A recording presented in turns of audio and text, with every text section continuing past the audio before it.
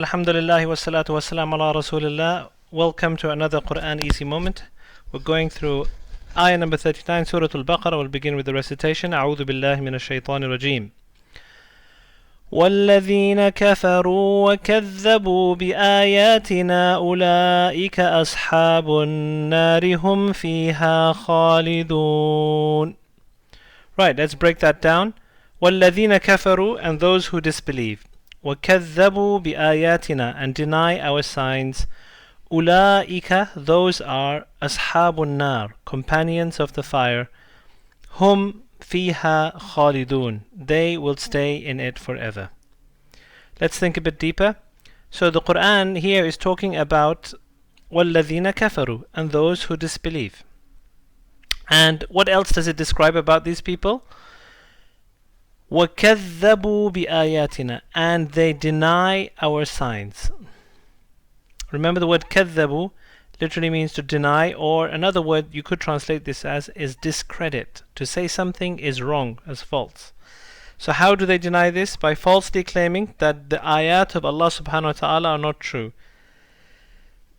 What are the signs? What are the ayat of Allah subhanahu wa ta'ala? Remember, ayat is the plural of ayah.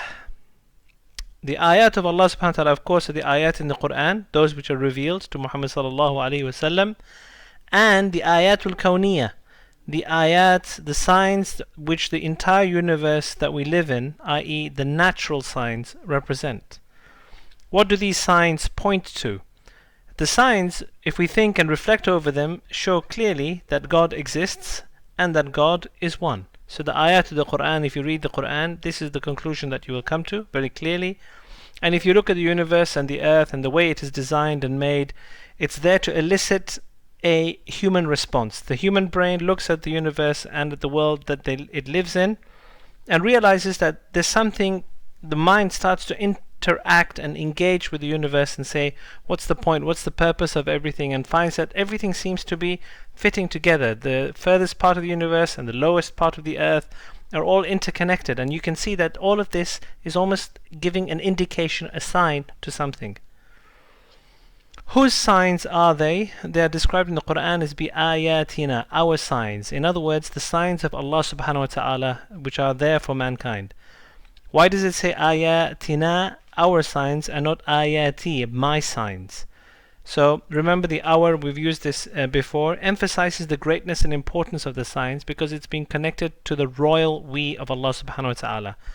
So remember, when the word our is used for Allah subhanahu wa ta'ala, it does not mean plural, but it's there to signify importance, gravity, and what is also known as the royal we. What happens to those who deny these signs? Those are the companions of the fire. Ulaika ashabun nar. The Quran is very clear about that. And why are they called companions? Well, the word companion is plural ashab, which we have here, where the alif is just put as a dagger alif, and it's the plural of the word sahib. Sahib literally means companion, ashab, companions.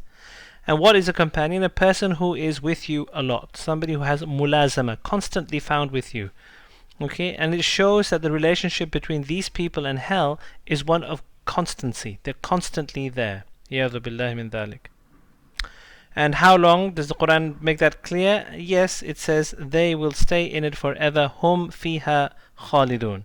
So we seek refuge in Allah subhanahu wa ta'ala from being those people who deny and discredit the ayat of Allah subhanahu wa ta'ala.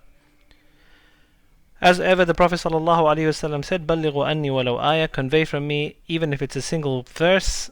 Let's do that, inshallah. Wa akhiru da'wana and alhamdulillahi rabbil alameen.